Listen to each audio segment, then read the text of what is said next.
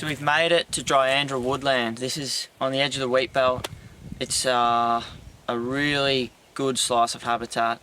There's a few different blocks of woodland that make up the whole area, and it's just so diverse with the amount of wildlife that's here. Birds, mammals, reptiles, everything in between. There's one animal that we're really here for, and that's the Numbat. And if you don't know what a Numbat is, definitely, well, you're going to find out. But they're a pretty unique marsupial, dasyurid. There's not too much like them.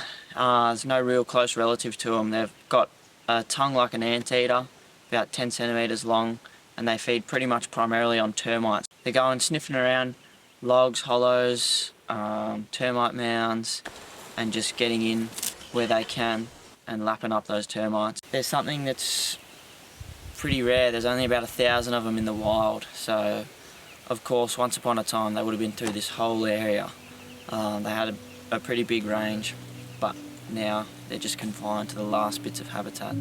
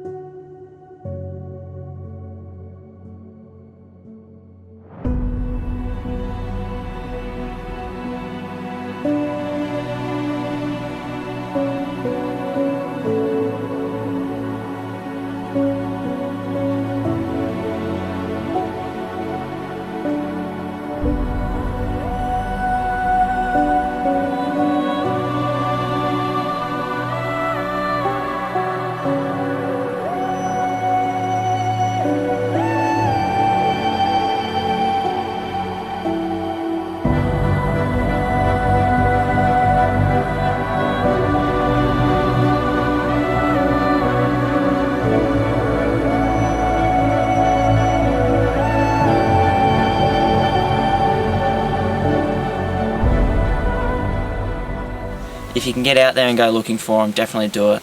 There's something that needs to be conserved, and if more people know about them, more people are into them, then it's going to give them the best chance.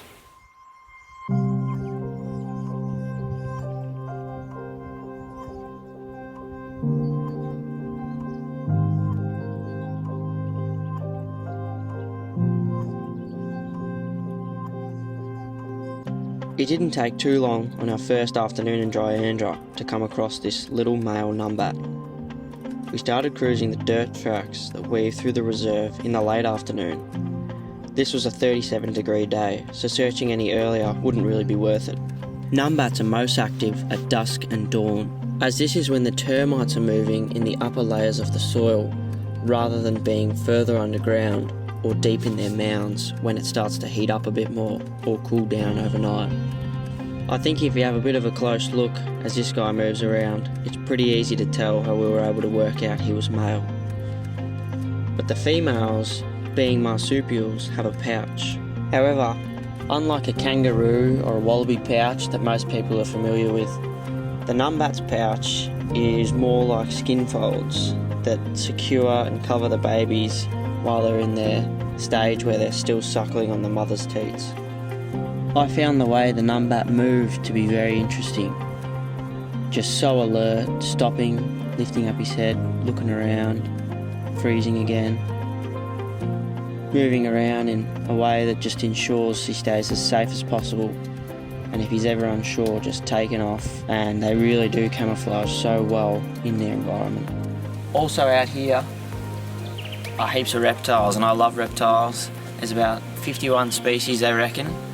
It's got things like southwest carpet python, dugite, western brown, mulga. This is pretty much as south of the southern extent of the mulga's range in Western Australia, so it'd be awesome to find one of those.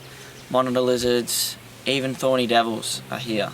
So it's just got this vast area with different biomes and some amazing wildlife.